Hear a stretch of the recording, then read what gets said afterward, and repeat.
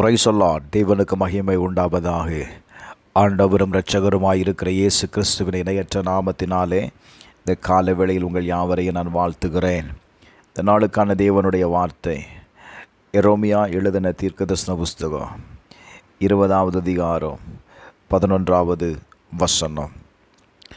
கர்த்தரோ பயங்கரமான பராக்கிரமசாலியாய் என்னோடு இருக்கிறார். ஆகையால் என்னை துன்பப்படுத்துகிறவர்கள் மேற்கொள்ளாமல் இடறுவார்கள். தங்கள் காரியம் வாய்க்காதபடியால் மிகவும் வெட்கப்படுவார்கள். மறக்கப்படாத நித்திய லட்சை அவர்களுக்கு உண்டாகும். என கண்பானவர்களே, இந்த வசனத்தை கவனித்து பாருங்கள். எரோமியா தன்னுடைய வாழ்க்கையில் சொல்லுகிற வார்த்தை என்ன தெரியுமா? கர்த்தர் என்னோடு ஒரு பயங்கரமான பராக்கிரமசாலியாய் இருக்கிறார் என்று சொல்லுகிறார். இந்த தீர்க்கதரிசி சொல்லும்போது அவர் தன்னுடைய வாழ்க்கையில் எதிர்ப்பையும் அவமானத்தையும் சந்தித்தார் என்றும், அந்த கடினமான நேரத்தில் அந்த சூழ்நிலையிலிருந்து தன்னை ரட்சித்துக் கொள்வதற்கு கர்த்தர் என்னோடு இருக்கிறார் என்று சொல்லுகிறார். இந்த வசனம் சொல்லுகிறது, தேவன் சாதாரண மனிதனாய் அல்ல, ஒரு யுத்த வீரனை போல நம்மோடு கூட இருக்கிறார். ஒரு யுத்த வீரன் போரில் நிற்கும்போது அவன் தனியாக விடமாட்டான்ல, அவன் நம்மை பாதுகாப்பான். பிரைஸ் எல்லாம் நம்மை காப்பாற்றக்கூடியவன் மாத்திரமல்ல, நம்மை ஜெயிக்க வைக்கிறவன். அதுபோல தேவன் நம்மை காக்கிறவர். இரண்டாவது, நீங்கள் சந்திக்கிற எந்த சூழ்நிலைகளில் இருந்தும் உங்களை ஜெயிக்க வைக்கிறவருங்க.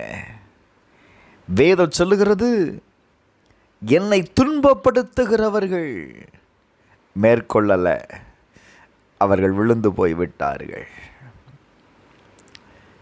ஜெயம் வந்துருச்சா? அவர்கள் இடறுவார்கள், அவர்கள் காரியம் வாய்க்காது. ஒரு ஆமென் சொல்லுங்களேன். பிரைஸ் அல்லாஹ். உங்களுக்கு எதிராக செய்யப்படுகிற காரியங்கள் இன்றைக்கு வாய்க்காது பிரதர். அவர்கள் வெட்கப்படுவார்கள். கர்த்தர் உங்களை ஒரு நாளும் வெட்கப்பட விட மாட்டாருங்க. நான் இப்படி சொல்லட்டா, உங்களை பயமுறுத்துகிற காரியத்திற்கு முன்பாக, உங்களுக்கு முன்பாக இருக்கிற எதிர்மறையான சூழ்நிலைகளுக்கு முன்பாக, உங்களை எந்த காரியம் அழுத்துகிறதோ அதற்கு முன்பாக நீங்கள் தைரியமாக சொல்லுங்க, கர்த்தர் என்னோடு இருக்கிறார். ஒரு சாதாரண மனிதனாய் அல்ல, அவர் ஒரு யுத்த வீரனை போல பிரைஸ் சொல்லலாம் என் கூட இருக்கிறான்னு சொல்லி பாருங்களேன். உங்களுடைய சூழ்நிலை மாறுங்க.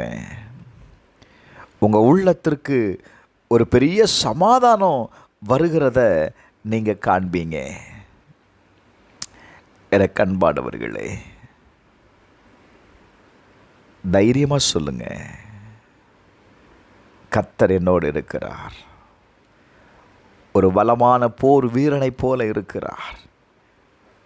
இந்த யுத்தம் என்னுடையது அல்ல, அது கர்த்தருடையது. கர்த்தர் இந்த யுத்தத்தில் எனக்கு ஜெயத்தை தருவார். விசுவாசிங்க. இன்னைக்கு கட்டாயம் உங்கள் வாழ்க்கையில் இருக்கிற சூழ்நிலைகளை உங்களால் ஜெயிக்க முடியும். ஜெபிப்போமா. எங்கள் பரலோக பிதாவே, நீர் ஒரு யுத்த வீரனோடு எங்களோடு இருப்பதற்காக நன்றி அப்பா. எங்கள் வாழ்க்கையில் இருக்கிற எல்லா பயத்திற்கும், எதிர்மறையாக இருக்கிற எல்லா சூழ்நிலைகளுக்கும் எங்களை நீங்களாக்கி விடுவிப்பதற்காக நன்றி ஏசப்பா. நாங்கள் உம்மை நம்பி இருக்கிற இந்த காரியத்திற்கு நீர் ஜெயத்தை தந்ததற்காய் நன்றி. இயேசுவின் நாமத்தில் பிதாவே, ஆமென்.